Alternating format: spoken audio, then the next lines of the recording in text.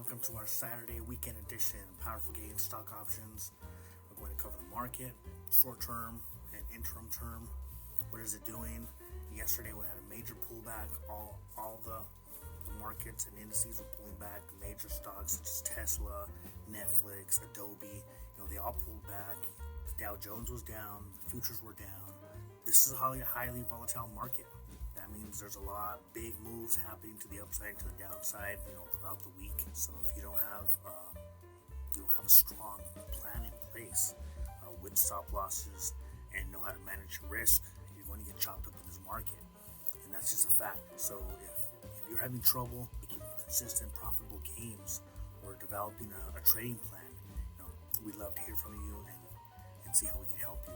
Click the link below on our free training, powerful information that can change your life. So with that said, let's jump into yesterday's market action and go over some key levels and some key things that I'm seeing in the market so far.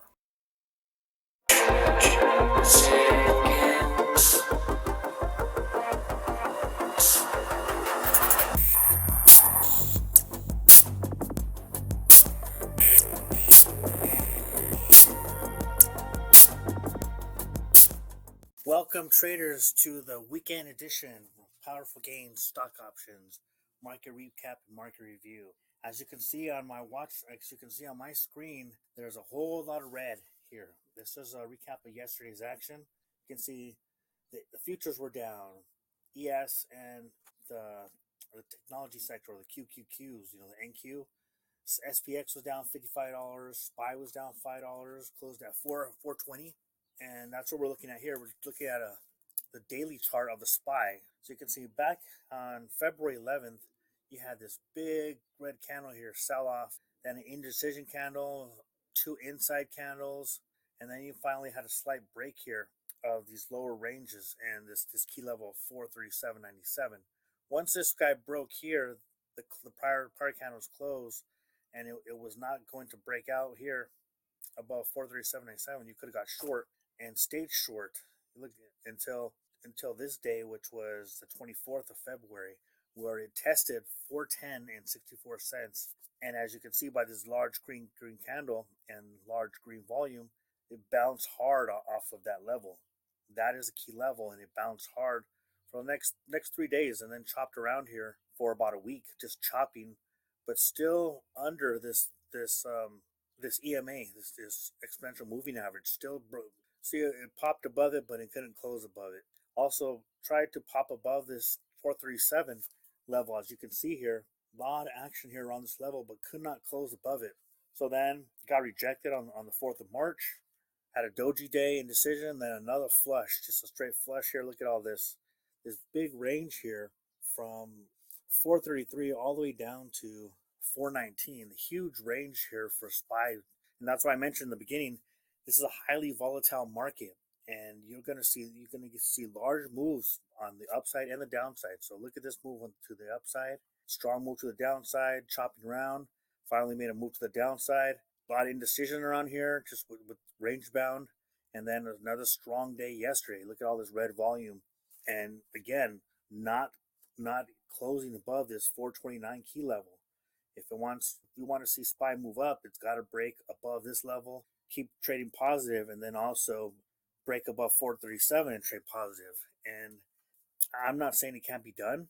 However, we want to play to what the market gives you. As I mentioned, volatility is key, and if you don't know what you're doing, it's very dangerous to be in the market right now. So I would suggest, if you're not comfortable selling to the short side, if you're not comfortable taking a long trade and having your stop in place to be able to catch you and save you from even tremendous loss should it turn around and go the other way, I would say maybe wait it out for next couple of days, next couple of weeks, until the market starts to pick a direction and go there.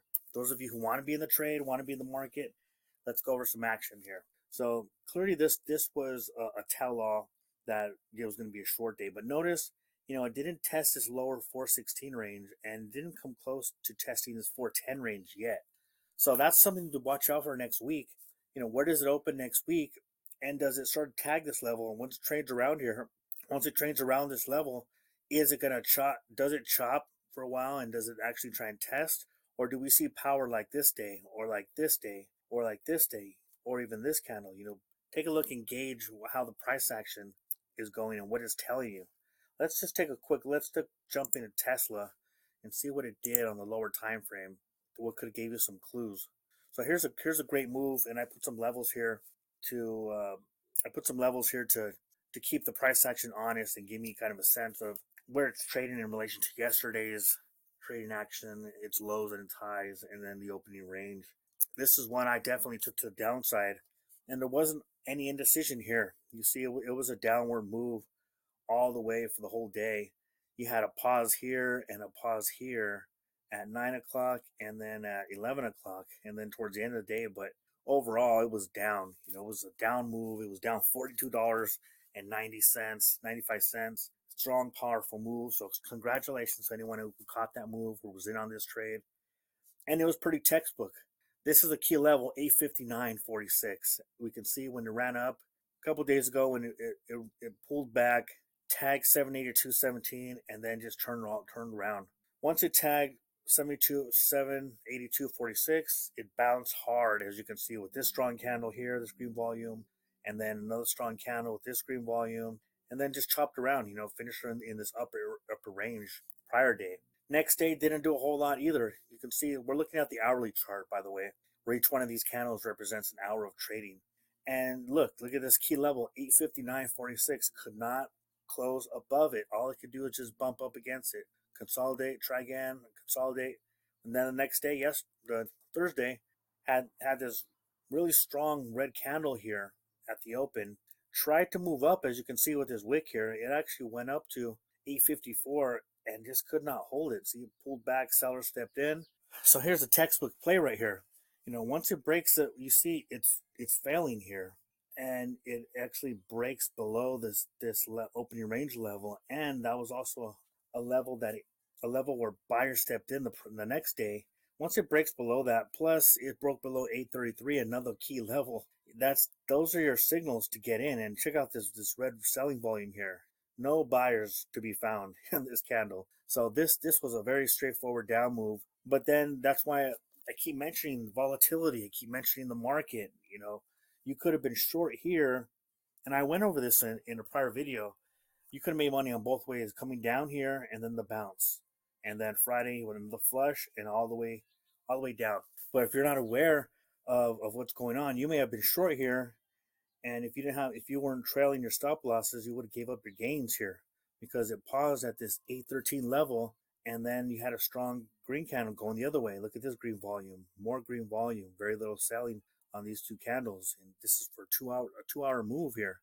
It started here at 10 o'clock and ended at the same area. Lots of chopping, lots of trading going on around 833 range. So then on Friday, when it opened up and it tried again, 848, it just flushed. It just flushed all the way down to 820, just above 820, and then just continued down for the rest of the day. So that was very telling. This was a very straightforward trade, a little different than this trade, but you can see overall traded down, bounce, and then just traded down even harder.